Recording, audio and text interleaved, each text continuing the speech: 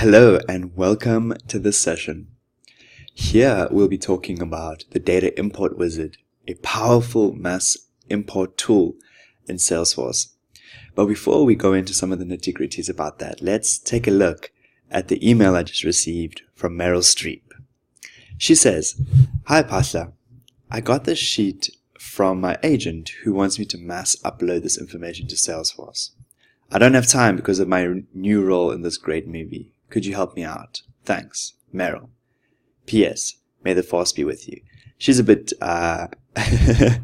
she has a dry sense of humor, but let's take a look at exactly what she is requesting. So she's provided this spreadsheet, and you can see that she's actually begun to provide some of the Salesforce language that we use. In some organizations, you may use the term company or organization. Well, in Salesforce, we call these accounts. So in the spreadsheet, she has the accounts, the account names, the billing address. We don't have the full billing address, and that is on purpose in this scenario because the information you get will not always be complete, so we'll have to build it over time. However, Meryl's given me a billing state at the very least. She's given me a rating for each of these accounts.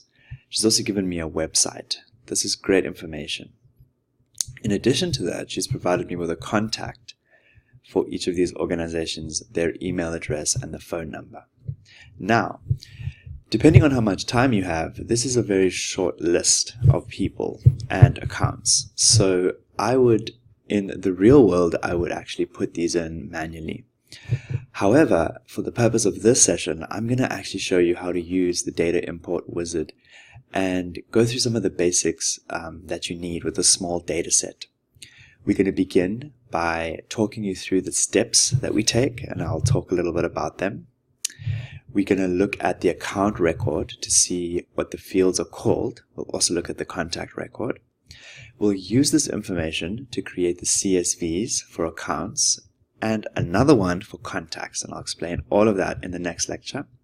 And then we'll use the Data Wizard to import the accounts and then the contacts. All right. And the key thing to know is that accounts are linked to contacts. These two objects are linked. So if you create a contact before you create an account, there are implications of that, and I'll talk about them in the next lecture. I hope you enjoy the scenario, and let's get ready to answer Meryl's questions.